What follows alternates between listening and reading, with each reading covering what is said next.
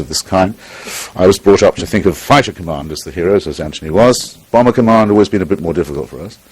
But I have an anecdote I'm just going to tell you now, which I think makes the history of the RAF imperishable, though most RAF people don't know about it.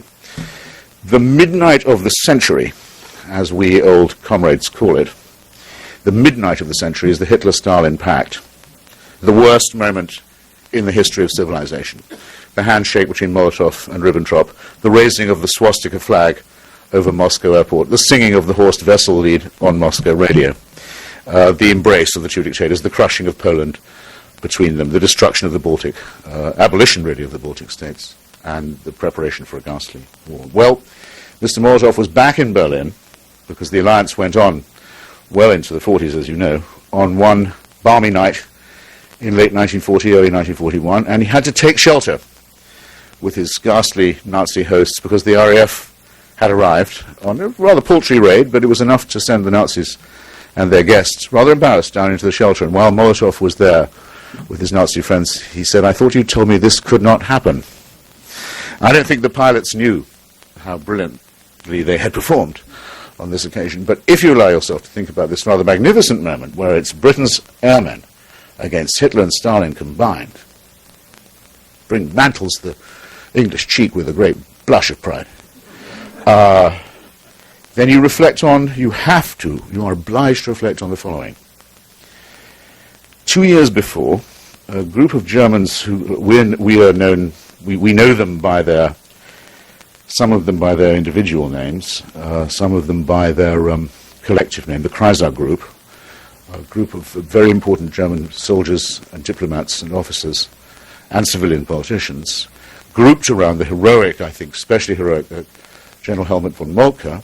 Ludwig Beck was another member of it. Admiral Canaris was briefly a member, I believe. At my old college in Oxford, we had an annual commemoration for Adam von Trott-Zussolz, who was another member of it, later to give his life hideously in the plot to kill Hitler in 1944. They sent an envoy to Neville Chamberlain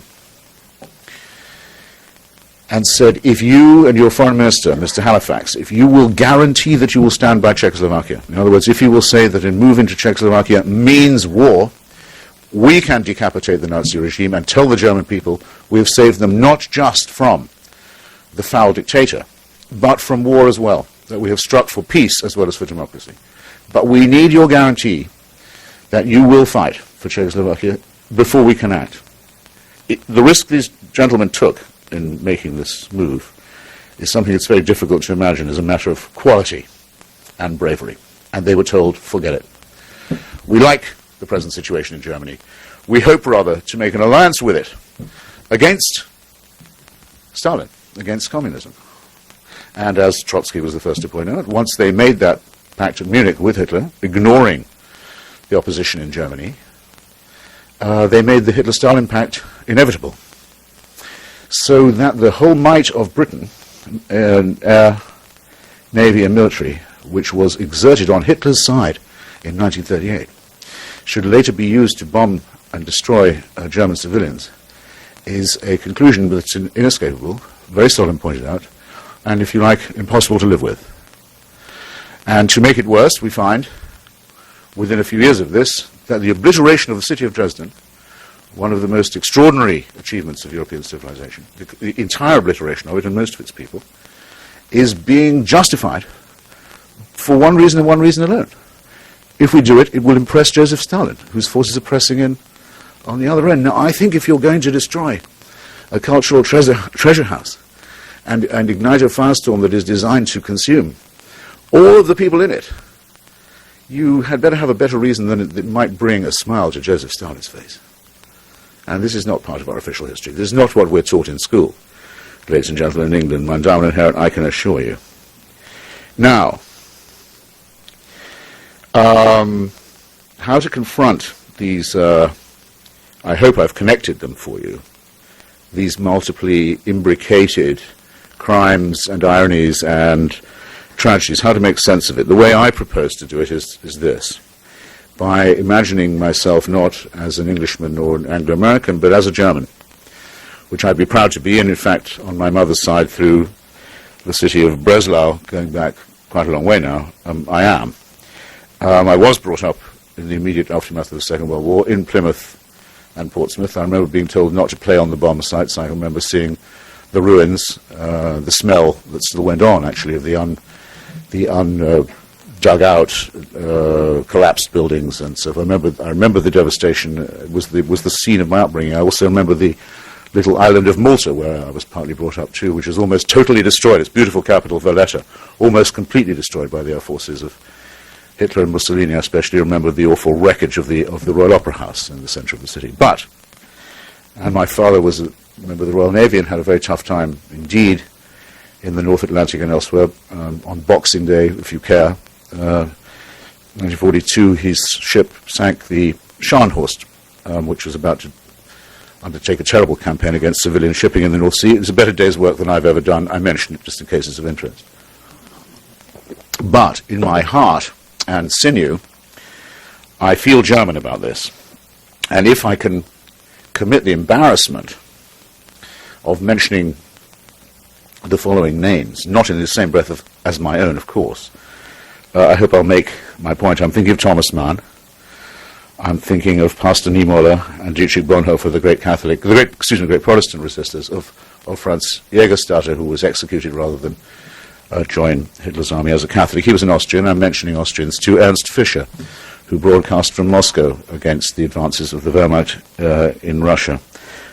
Chancellors Willy Brandt and Bruno Kreisky, who left their own countries and joined the armed forces of others rather than surrender to fascism. Kurt Schumacher. Some of you will know some of these names. All of them, I think, should be made imperishable in our history as well as that of Germany and Austria. And these, of course, are heroes I'm talking about. But how many heroes do you think there might have been whose names we'll never know in, say, Hamburg, a city that had always withstood the National Socialists, that had always remained, as it were, red and democratic? How many people who carried within themselves the seeds of a future Germany, and a better Germany, were destroyed by the RAF? We used to have a question, a rather smug one in England after the war. Where were all the good Germans all this time? Well, one answer to that, I'm very sorry to say, is many of them were buried and burned alive by the Royal Air Force. And the fact has to be faced. But now look at it the other way.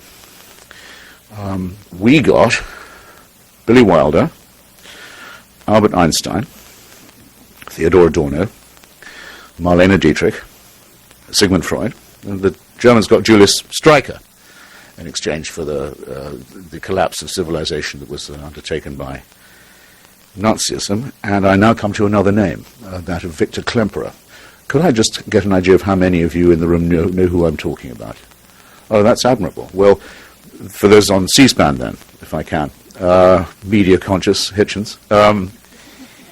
Victor Klemperer, the cousin, I think, of the famous conductor Otto, was a German Jew, convert to Protestantism, married to a German Protestant woman, professor of French language and literature at the University of Dresden, and on the first day of the Third Reich he decided to keep a diary, and he kept it every single day till 1933. He's the only man of whom we can read of every single day of the Third Reich.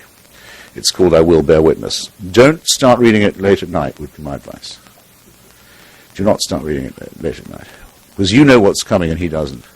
So when they take away his cat, because Aryan cats are not allowed to live in partly Jewish homes, seriously, when they take away his job, when they take away his ration book, when they make him wear the star, when they say you can't now use the tram, you can't now use the bus, all this humiliation, you know it's going to get only steadily worse. And you're only encouraged by the fact that almost every day he reports that a member of the German working class comes up to him and says, "Cheer up, mate, these bastards will soon be gone. Don't worry, we're with you. The scoundrels can't last much longer." The way he listens to the radio, the way he looks at the newspapers, the way he disproves, if you like, the Daniel Jonah Goldhagen thesis, which I regard as a defamation of the German people and of their history, the vile collectivization of guilt that's involved in the willing executioner. But for all the friendship he's shown, the machine grinds on and on.